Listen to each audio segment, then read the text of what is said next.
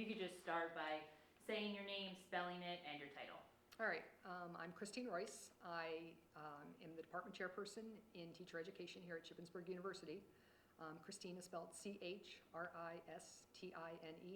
Royce is Royce. Perfect, thank you. So first, if you could just talk a little bit about how technology, computers, iPads have affected schools just in general, in the students or in teachers. Okay. I think throughout the last 2 decades or so, classrooms and school districts have seen a growth in technology or the inclusion of technology into classrooms. Initially, technology used to be a computer lab or perhaps 1 or 2 classroom computers that students would be able to use during time that they had free in the classroom. And since that point, we've developed into either a BYOD situation, which is bring your own device, where students can actually bring their own devices and connect into the school's network. Or some schools have gone to one-on-one or one-to-one computer systems, where the school district is providing some kind of platform, whether it's a MacBook or some kind of PC version, a Google Chrome, which actually allows everything to be connected to the internet without software being installed, or even iPads. So we've increased the use of technology in the classrooms in the last decade, and it's becoming more and more part of the students' everyday life. And because of that everyday aspect of it, how do you think that's affected the way students have learned? Well, obviously the students enjoy the technology.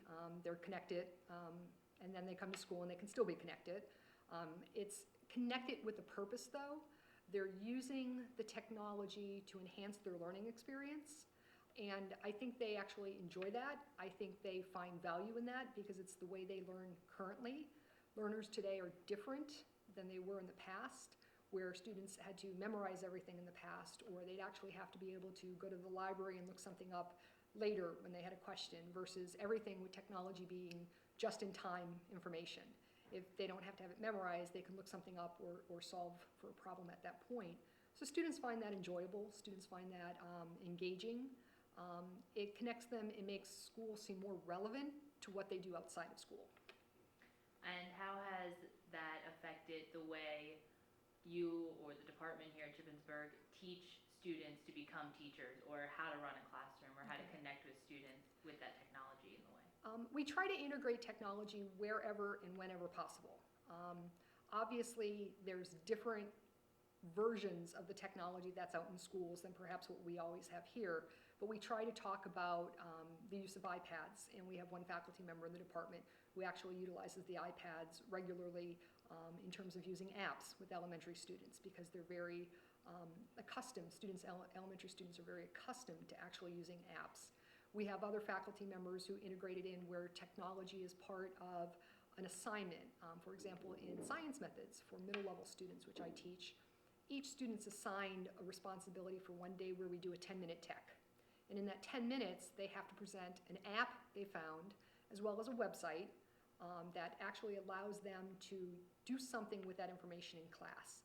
So they do a 10-minute presentation. We utilize the apps regularly. They start to expand their knowledge of what's out there.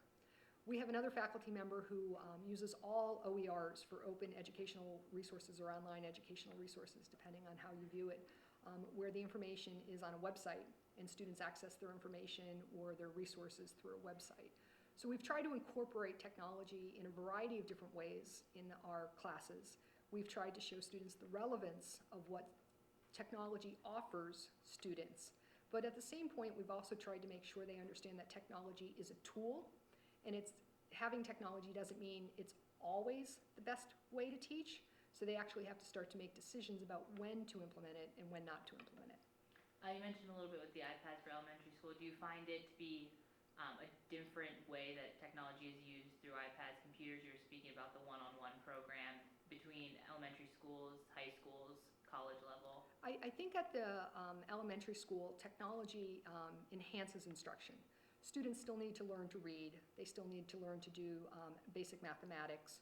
So the technology offers an option to enhance or be more creative, or even measure where the students are and put the next level of what they're doing at the appropriate instructional sequence for the students. So technology actually can make decisions at points. As you get into middle school and high school, you get more of the one-to-one or the use of the computers, and we have everything from, it used to be called Google applications for classrooms for education. Now it's called like Google Suite or G Suite, or we have Chromebooks. Students are actually using the computers as the resource to look up information or complete projects and complete information, where things are completed online, dropped into a folder and into the cloud. The teacher can access them there. Tests can be taken in a certain way. So it's a different application. It's using the technology more as a tool for the everyday things the students would have to do if they didn't have the technology.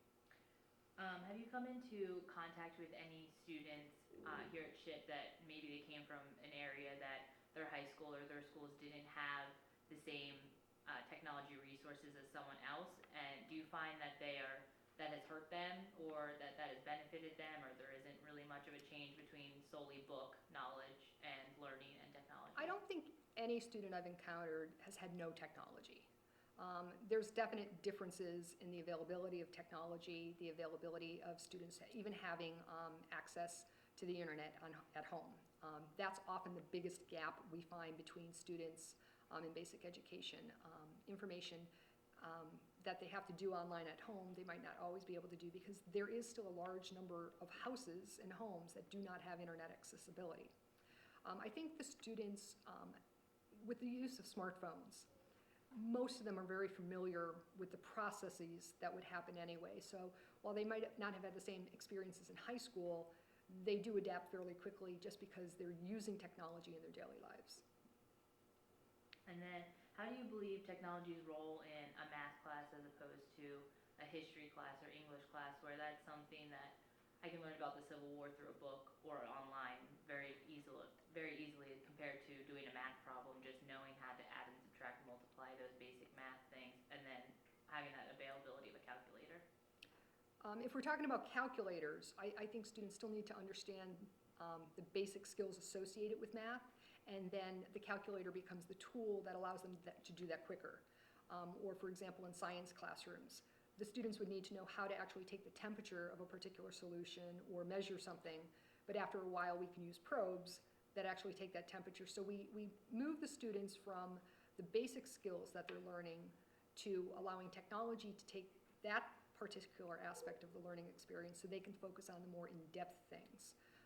Instead of spending 40 minutes or 45 minutes where they're taking measurements, the probe can do it automatically, and the students can be discussing the application of what they're learning. So it allows students to have more time, or the teacher to have more time to think about things at a higher level. With history or English, they can read about a story or they can read about the Civil War, but at the same rate, being able to utilize first sources or primary sources or documentaries that were made about those types of things start to help to add that visual aspect too. Some students read and learn fairly well, but other students have an inclination towards the visual aspect or the auditory aspect, so they're actually hearing something. So the documentaries, the use of primary sources for research on the computer where they can go out and access them, brings that all into, I think, a more robust, real-life opportunity. With the use of a computer doing homework online, it's very easy to get distracted on a computer. Yes. Because there's a lot more things to do on a computer than if I'm reading a textbook. Do you think that aspect of the online has an effect on distraction and learning abilities, or do you just think that online, with or without that distraction, you would get the same information, you're getting the same learning from if you use a textbook? I think using online tools to study or do homework requires a different way of thinking than just simply reading a textbook. And distractions can happen either place. We've all read books, we've all read passages, and we get to the end of the passage and think, what did I just read? That can happen with the book. That can happen with not processing the same kind of information if it's online. So the distractions are there either way.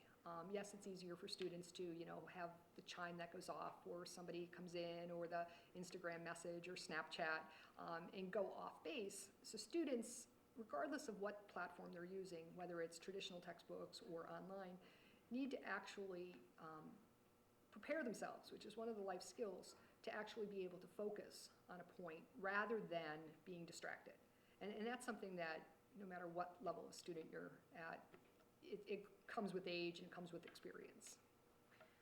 And last one, do you find it more common for students who particularly enjoy a textbook? I prefer reading a textbook in an actual So do I. textbook than online. Do you find that there's a difference in then when it comes to retaining that knowledge and then talking back about it and really understanding there's a difference between the textbook and online?